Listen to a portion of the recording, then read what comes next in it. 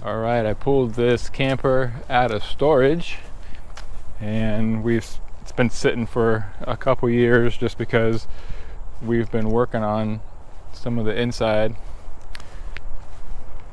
And it's not a new one, but we decided to just fix this one up after we checked the prices out for new campers.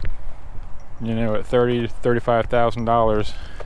This one will just clean up and we'll remodel the inside and call it good.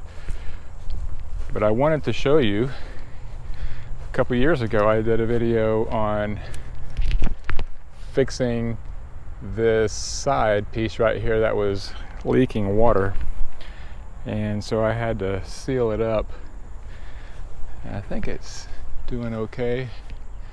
It has cracked in a couple places, so I'm not really sure what's going on with that. However, that wasn't the problem. One may think, well, if the water's coming in at the corner, that's the problem. Well, no, that's where it was coming in. But the reason for the problem area was actually right up here.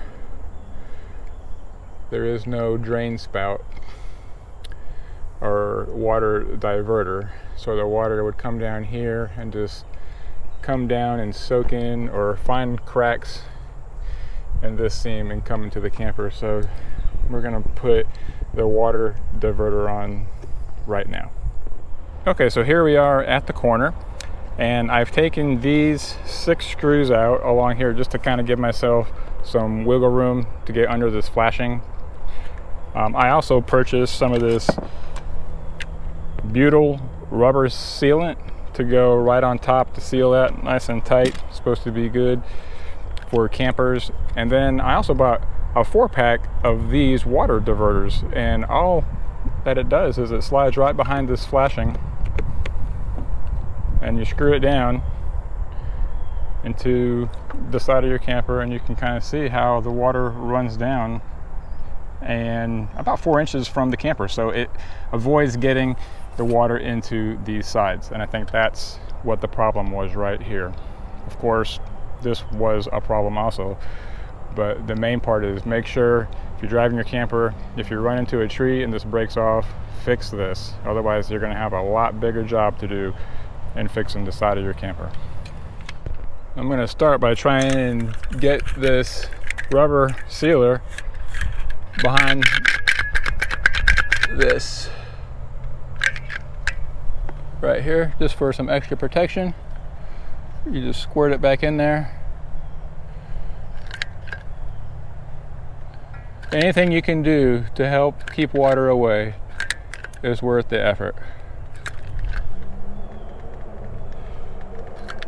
And you probably don't need to do this. You could probably just put it on top of it after you screw it in, but I'm recording my video.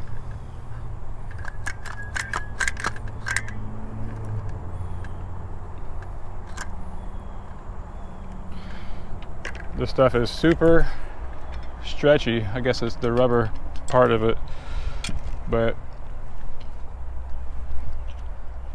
don't forget to put this in before you screw it down. This goes in right behind it. I would put it in as high as you can get it,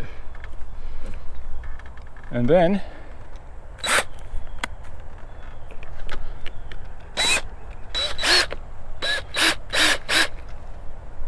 the best thing to do is try and line it up with the holes that are already there. Otherwise, you're making additional holes.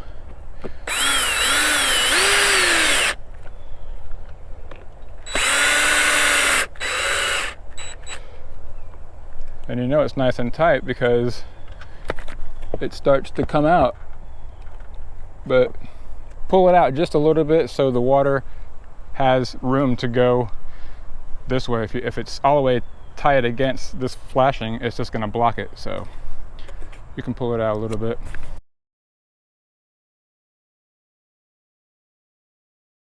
But I'm telling you guys, if you just do spend a little bit of time taking care of your stuff, you won't have to spend thousands of dollars extra trying to get it done.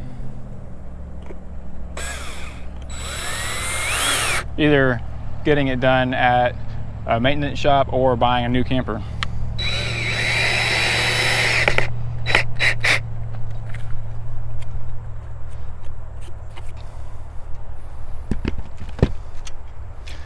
And then we'll take some of this and we'll just dab it right up here.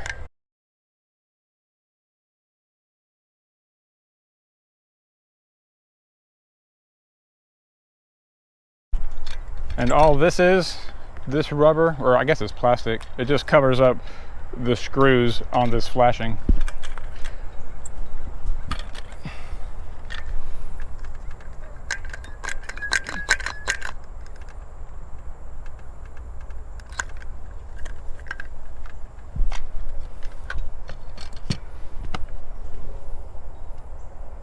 It's all fixed. I swear, the hardest part or the longest part of all this was finding all the equipment that I need, like the drill, the knife to cut the rubber sealant off, getting my camera set up. It literally just takes minutes. And then I just kind of rub my finger on this right here just to get it nice and clean. And I wouldn't say it's brand new or like brand new, but it's not leaking in my camper anymore.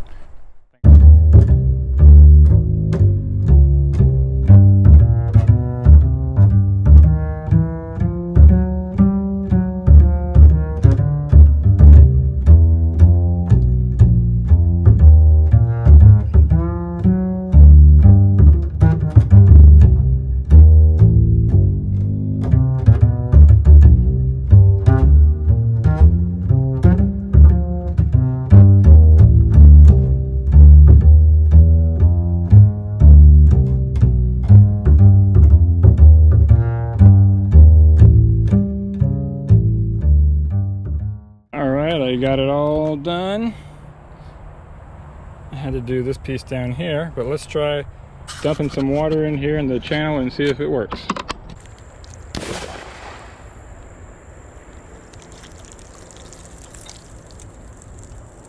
I think it does. Thanks for watching, guys. Until next time, we'll see you later.